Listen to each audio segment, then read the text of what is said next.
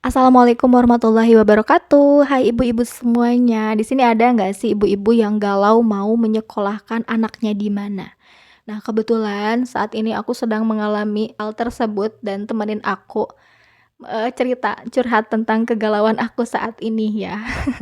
Ibu-ibu pernah dengar nggak sih katanya setiap anak itu kan unik dan punya kemampuan atau potensi yang berbeda-beda. Nah, oleh karena itu, karena setiap anak ini unik dan beragam, banyak sekali keunikan-unikan mereka. Nah, seharusnya proses pendidikan itu memfasilitasi keunikan tersebut gitu. Nah, sementara kalau misalkan di sekolah-sekolah itu mungkin di dalam satu kelasnya itu ada 30 orang atau lebih. Gimana caranya guru bisa fokus kepada masing-masing murid ini dengan segala keunikan itu. Aku juga percaya proses belajar itu seharusnya dari dalam keluar. Terus lagi aku juga sangat setuju kalau proses pendidikan itu tidak boleh dipisahkan dari dunia nyata atau dari alam gitu. Nah, aku sangat seneng sekali kalau misalkan anak aku itu belajar metamorfosis atau belajar sainsnya itu dari alam langsung. Kayak misalkan perubahan ulat menjadi kupu-kupu, berudu menjadi katak itu dengan langsung. Jujur sampai usiaku hampir 30 tahun ini aku belum pernah secara langsung menyaksikan proses metamorfosis itu. Aku tahu dari buku-buku dan juga video-video aja gitu.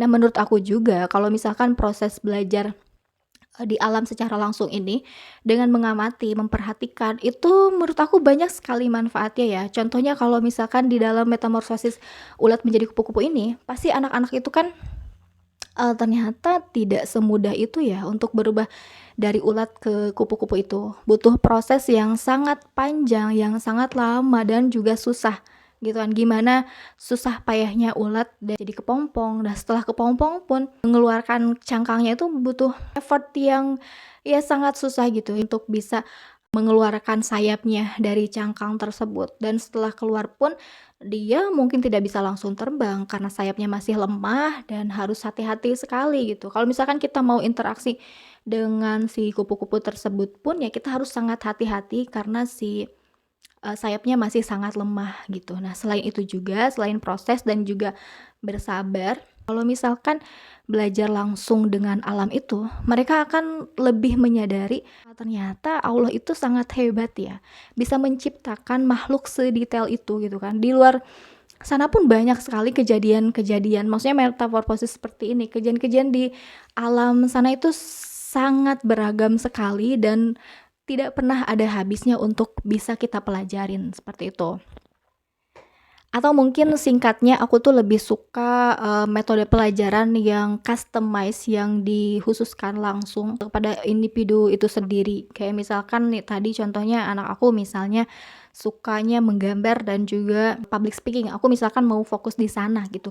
Pengennya itu meng-customize aja gitu. Metodenya seperti apa sih yang cocok untuk anak aku gitu kan supaya nantinya bisa memaksimalkan potensi yang ada tanpa kalau misalkan nanti di kelas atau di sekolahnya itu dia punya kekurangan misalkan di bidang matematika atau di bidang yang lain, ya tanpa anak aku harus merasa insecure, merasa bodoh lah, ngerasa apa tanpa ada perasaan seperti itu gitu. Nah, realitanya sekolah-sekolah itu masih sedikit yang sesuai dengan kebutuhan yang aku sebutkan tadi gitu kan.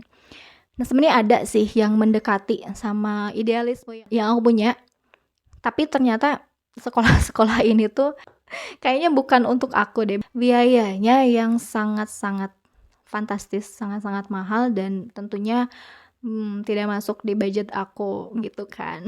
Jadi ya ini mah hanya idealisme aku aja ya.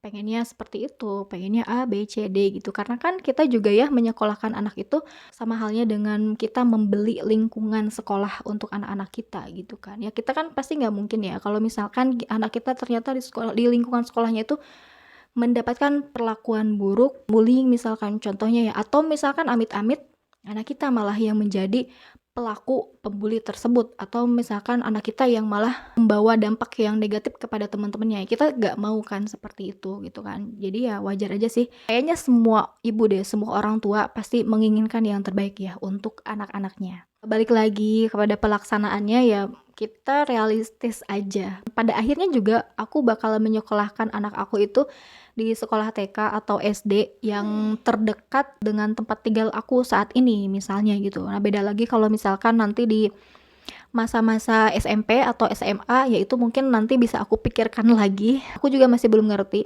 apakah memberikan pilihan kepada anak di usia remaja yang mungkin kebanyakan itu ya pemikirannya belum matang juga, itu hal yang terbaik untuk mereka, atau emang kita memang sudah harus membebaskan pilihan-pilihan tersebut kepada anak-anak. Cuman kalau untuk saat ini kayaknya, tapi kalau ibu-ibu aku nggak tahu ya, tapi untuk aku kayaknya sih di usia SMP atau SMA pun aku sih pengen ya aku sendiri yang memilihkan sekolah gitu. Kamu sekolah di sini ya gitu dia, tentunya dengan pendekatan-pendekatan dan agar si anak ini tuh tidak ngerasa terpaksa sekolah di sini.